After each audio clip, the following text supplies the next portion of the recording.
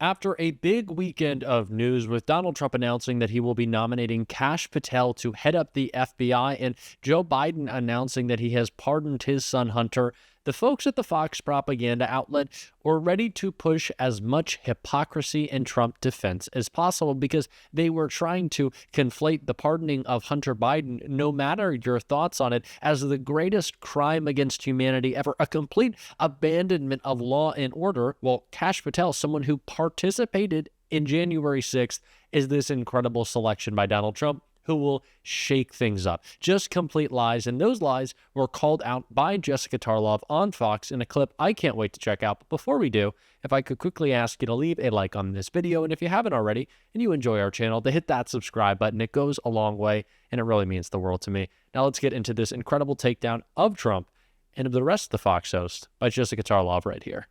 Hunter Biden is a classic example of someone who's above the law because he was never even sentenced. Most of the pardons that we hear about are pardons where someone has served their time, they paid their debt to society, and they're going to end up, getting it removed. It's an impediment going forward. Not this case. We won't even know what his sentence would have been.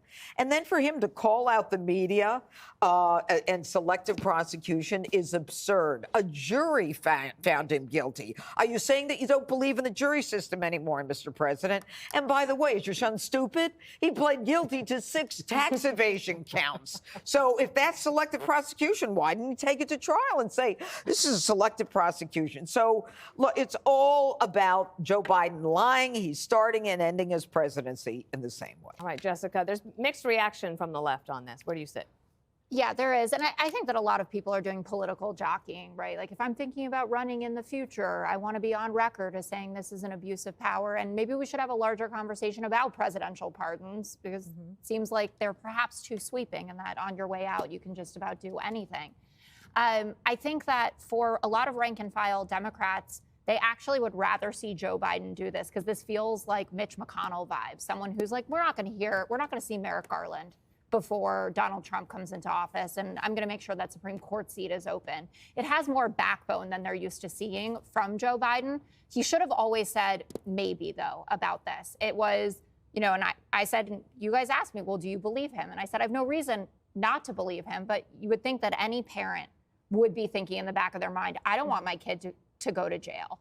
And if it's true what Karine Jean-Pierre said about the timing of this, I'm sure that this weekend the news rolled in that Charles Kushner is going to be the ambassador to France, a very cushy job, someone who was pardoned for what Chris Christie, who prosecuted him, called one of the most loathsome and disgusting crimes. I mean, the guy videotaped. Okay. Yeah. Anyway, but the juxtaposition Well, he of served that, time, right? Yep. Yeah. Yeah, he served did. time. Okay. Kushner did. He paid his debt to society. Yeah. That's the end of it. And the NBC News report, Jessica, says that this is NBC News saying that Biden was saying publicly, of course I'm not going to pardon him, but that privately having conversations saying, of course it's on the table. And this is why no one believed him anyway. Now all the lies, I had the 4 lies, I'm going to add the 5th lie. And this is the one. I don't disagree with it. He should have just always said, maybe, I don't know. I have to see where the chips fall on this. But one of the messages that came out of the election was that voters don't think Donald Trump is a unique threat to democracy. They don't care about norms or any of the things that Democrats were campaigning on. And I think that Joe Biden just essentially said, on my way out, I don't care anymore, and I'm just going to protect my kid. Okay. I'm not sure I'm buying all of that, but I want to hear what you think. I'd protect Jesse? my kid if Jesse Jr. did something bad. But you probably wouldn't let him be on the board of Burisma and send you a check for $300. Probably not. You wouldn't be your bag man. I wouldn't would need the definitely money. let him do that. I wouldn't need the money like Joe Biden's family, who couldn't make an honest buck.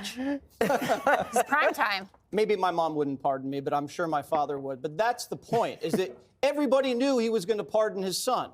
Right. Even Jessica knew. Well, you didn't expect Joe Biden to lie? The man's lied his whole career, Jessica. Politicians lie. I mean, Democrats are now trying to wrap their heads around the fact that we're like, well, maybe we're not the party of moral superiority. Maybe we're not the party of Democrat ideals and principles. How many lies can you guys take? They lied about the laptop, the lab leak, the coup, now the pardon. Even Democrats are saying, I don't feel so great about these guys saying that they're the party of principle anymore.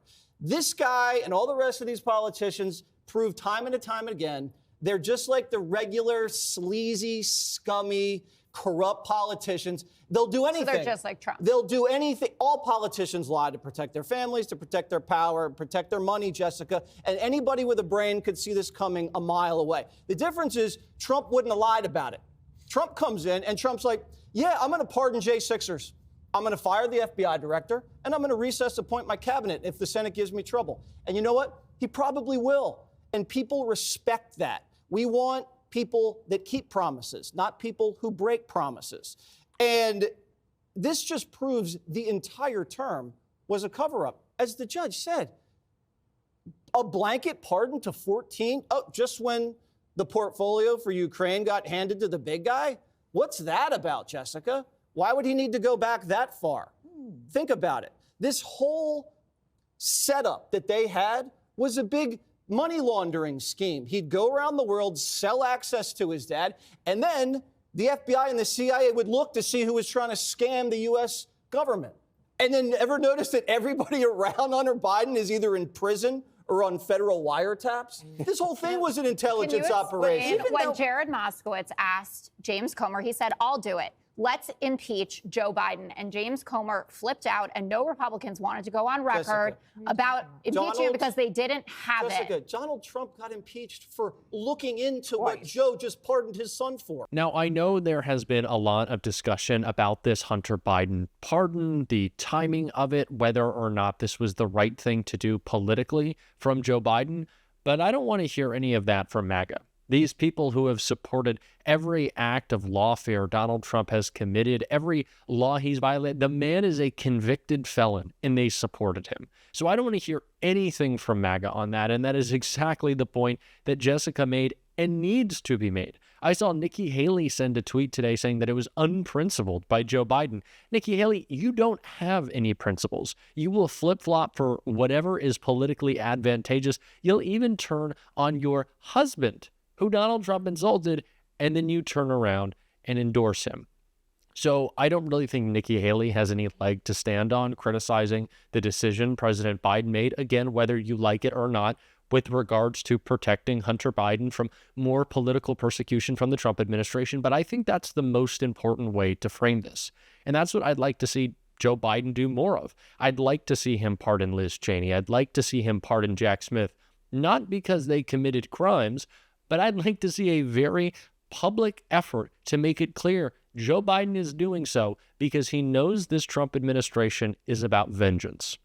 It's something that I think President Biden failed to do when Donald Trump came to the White House. Of course, that is tradition. That's what happens. But I'd like to see a little bit more from President Biden saying, yes, he is the president-elect. Of course, we are going to follow tradition. There will be a peaceful transition of power. But believe you me, we won't be quiet about how dangerous he is. I think that's the argument that needs to be made. That's the most important argument, especially with these nominees coming out like Kash Patel, who Jessica Tarlov called out right here. Sure. Bill Barr, who I know some people on the Republican side, or I guess the MAGA side, think of as squishy, now said that he would be the deputy director of the FBI over his dead body. Just want to make sure I get that correct. He is an avid children's book author. The Plot Against the King. Hillary's the villain. Okay, send that for the holidays. Cleo could use it. He has a clothing line. He hawks anti-vax diet supplements. And he nearly botched a 2020 hostage rescue, a 27-year-old American who was being held in Nigeria. He fabricated the fact that the government over there knew about it. Mark Esper has spoken about this. But otherwise, I think he's totally qualified. But they got the hostages out, right? Do you think it's okay to They got it out, right? I see how so the we're hostage was rescued. So it wasn't really botched. What do you... Kash Patel is a pathological liar, which is why he fits in so perfectly with Donald Trump. And there was a lot of great reporting. If you listen to the Bulwark podcast, you heard some of this today from our friend Tim Miller. If you don't, I highly recommend some of the background on Kash Patel, some of his bio, and some of the time he spent in the Trump administration putting Americans in danger and doing really everything he can. This was the central theme of Kash Patel is he always wanted to be in the room with Donald Trump. He was doing everything he could to lie and flatter him because he understands, whether you think he's smart or not, probably not, but he does understand one thing, and that's flattery is the way to Donald Trump's heart. And that's what the entire Trump administration, once again, is going to be about. It's going to be about serving Donald Trump all the time and always. It's not going to be about lowering the price of eggs. It's not going to be about investing in American infrastructure or building our economy out from the middle and not from the top down. No, it's not going to be anything to do with making American lives better. It's going to be about serving Donald Trump. It's going to be about persecuting his enemies.